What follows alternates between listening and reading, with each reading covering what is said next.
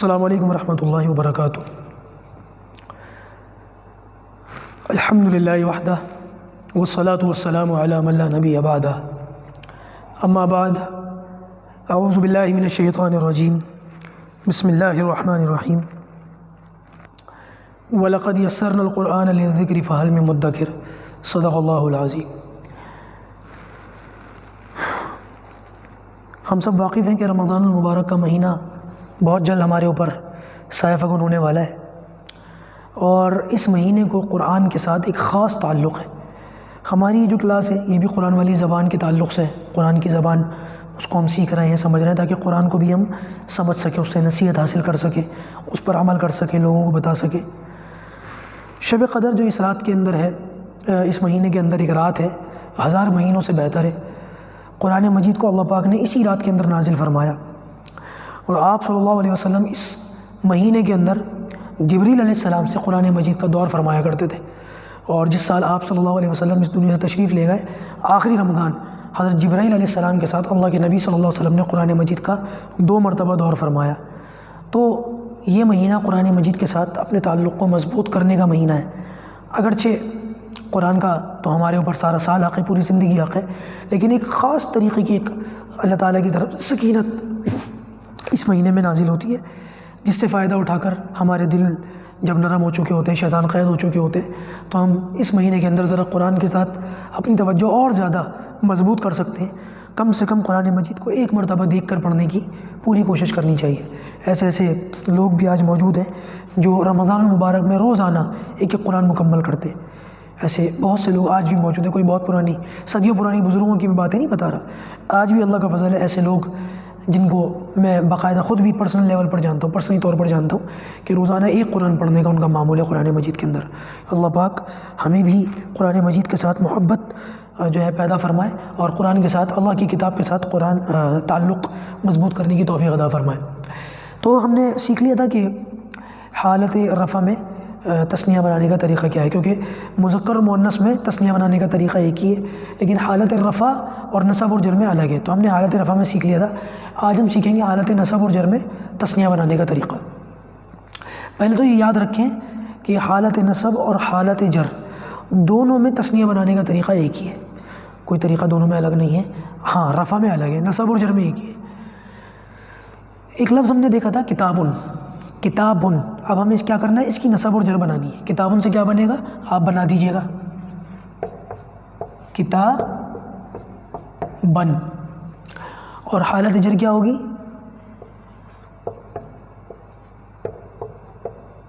کتابن، حالت نصب، حالت جر۔ ان دونوں سے تثنیہ بنانے کا جو طریقہ ہے وہ ایک ہی ہوگا۔ کیا طریقہ ہے؟ نمبر 1، جو ہمارا آخری لفظ ہے اس کو ہم کیا کریں گے، زبر دے دیں گے۔ اتنا بڑا زبر نہیں دینا، چھوٹا سا دینا ہے، ٹھیک ہے، زبر دے دیں گے۔ اور آخری لفظ ہمارا کیا ہے، با، الف کو مت سمجھیے گا، ٹھیک ہے، آخری حرف اصل جو ہے وہ با ہی ہے۔ یہ الف کیوں آیا، 2 زبر کی وجہ سے۔ تو آخری حرف کو ہم زبر دے دیں گے۔ ایک کام تو یہ جو حالت رفع میں طریقہ تھا وہی طریقہ ہے۔ دوسرا طریقہ یہ ہے کہ یا ساکن اور نون زیرنی کا اضافہ کر دیں گے، ٹھیک ہے، کر کے دکھاتا ہوں میں۔ آخری حرف با، اس کو زبر دے دیں گے، یا ساکن اور نون زیرنی کا اضافہ کر دیا۔ کتابن سے کتابینی، کتابن سے کتابینی۔ آواز کا ضرور خیال رکھنا ہے آپ کو، وہ کیا بن رہا تھا، کتابانی، اور کیا بن رہا ہے، کتابینی، کتابانی، کتابینی، کتابینی۔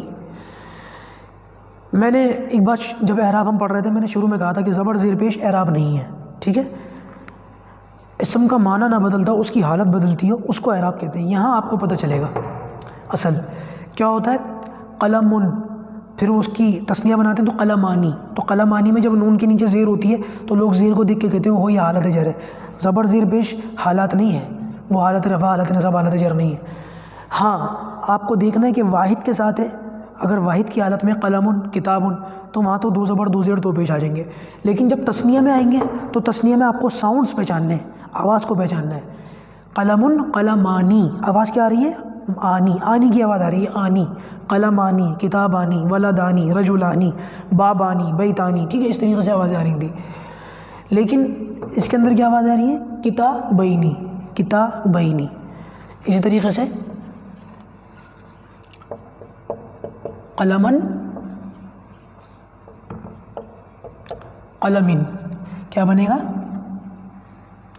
آخری حرف میم، اس کو زبر دیں گے، یا ساکن اور نون زیر کا اضافہ کر دیں گے، قلمینی، کتابینی، قلمینی. آواز کا خیال رکھنا ہے، کیونکہ ابھی جب ہم جمع بنائیں گے، ابھی ہم نے جمع تو بنایا نہیں، ابھی ہم واحد سے تثنیہ بنا رہے ہیں. جب ہم جمع بنائیں گے تو پھر اس کے اندر بھی ہمیں اس طریقے کے ساؤنڈز ملیں گے، ٹھیک ہے.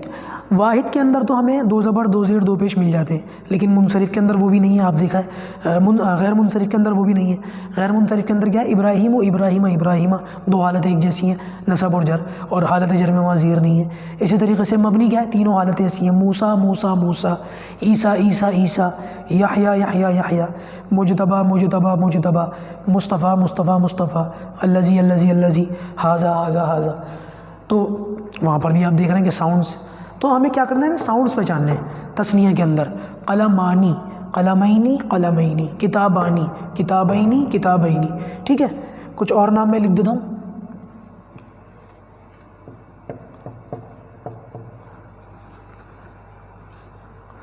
رجلن، رجلن، کیا بنے گا؟ آخری حرف لام کو زبر دیا، یا ساکن اور نون زیر کا اضافہ کر دیا، رجلینی. نصب اور جر کی جو حالت ہے وہ ایک ہی ہے تثنیہ ہونے کے بعد. اب یہ آپ کو بعد میں پتہ چلے گا، جس طریقے سے قرآن کے اندر کتابینی کا لفظ آیا ہے تو آپ کو یہ بعد میں پتہ چلے گا کہ نصب کون سی ہوتی ہے، جر کون سی ہوتی ہے. ابھی فی الحال یہ پہچان لیں کہ دونوں کی شکل تثنیہ بننے کے بعد ایک جیسی ہی ہے، ٹھیک ہے. فی الحال ہم اس کو یاد رکھیں گے تو ہمارے لیے بہت زیادہ آسانی ہو جائے گی.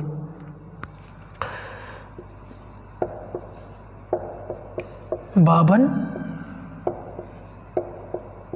بابن،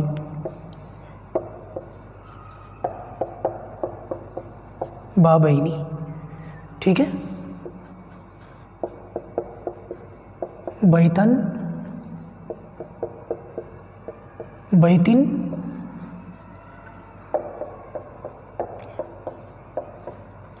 بیتینی، ٹھیک.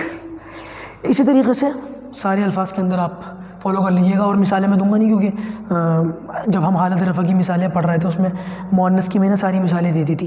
انہی مثالوں کو آپ اس کے اندر لے آئیے گا، آپ کا کام آسان ہو جائے گا. اب امتحان کے طور پر کچھ الفاظ ہیں جو میں لکھوا دیتا ہوں آپ کو. ان الفاظ کو آپ کیا کریں گے؟ اپنی کاپی کے اندر، نوٹ بک کے اندر ان الفاظ کو لکھیں گے، ان کی اعرابی حالت پہچانیں گے، پھر ان کا مذکر اور مؤنث ہونا پہچانیں گے، اور اس کے بعد ان کا تثنیہ، یعنی کہ حالت رفع میں تثنیہ بنانے کا طریقہ اور حالت نصب اور جر میں تثنیہ بنانے کا طریقہ، ان الفاظ کی آپ پریکٹس کیجیے گا. اب یہ الفاظ میں صرف بورڈ پر لکھ رہا ہوں، بتاؤں گا نہیں. ان الفاظ کو دیکھ کر کے آپ خود پہچانیے گا اور خود ہی ان کی حالت نصب اور جر بنائیے گا، اور ان کی مذکر مؤنث پہچانیے گا، اور ان کا تثنیہ بنائیے گا، حالت رفع میں الگ اور نصب اور جر میں الگ، ٹھیک ہے. ایک لفظ ہے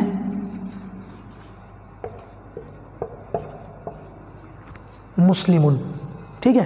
اب اس کی نصب اور جر آپ بنائیں گے، اور جنس بھی خود پہچانیں گے، تثنیہ بھی خود بنائیں گے. اپنی کاپی کے اندر بنائیے گا اور اس کو لکھیے گا ضرور، تاکہ اس میں آپ کی صلاحیت کھلے.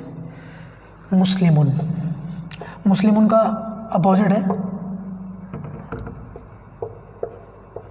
کافرون، ٹھیک ہے.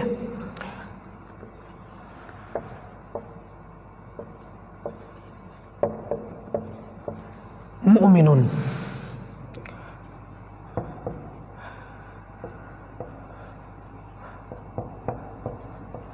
منافقون،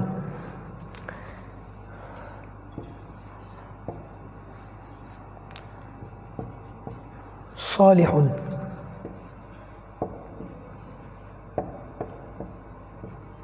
فاجرون.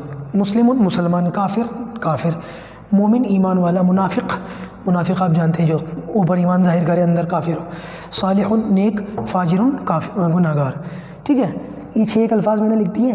اب آپ کیا کیجیے گا؟ اس کی تسنیہ بنائیے گا. مسلمون سے مسلمانی، منافقن سے منافقانی، کافرن سے کافرانی، صالح سے صالحانی، مؤمن سے مؤمنانی، فاجر سے فاجرانی۔ پھر آپ کیا کریں گے، ان الفاظ کے مذکر مؤنث ہونے کے اعتبار سے دیکھیے گا حقیقی ہے نہیں، وہ تینوں ساری باتیں جو میں نے بتائی تھی سکھائی تھی، گول تا، الف ممدودہ، الف مقصورہ، ہواؤں کے نام، شراب کے نام، آگ کے نام، جسم کے وہ اعضاء، ان سب میں لا کے پھر دیکھیے گا کنکلوژن کیا نکلتا ہے، مذکر ہے یا مؤنث۔ وہ کرنے کے بعد پھر ان کی آپ حالت نصب بنائیں گے، حالت جر بنائیں گے۔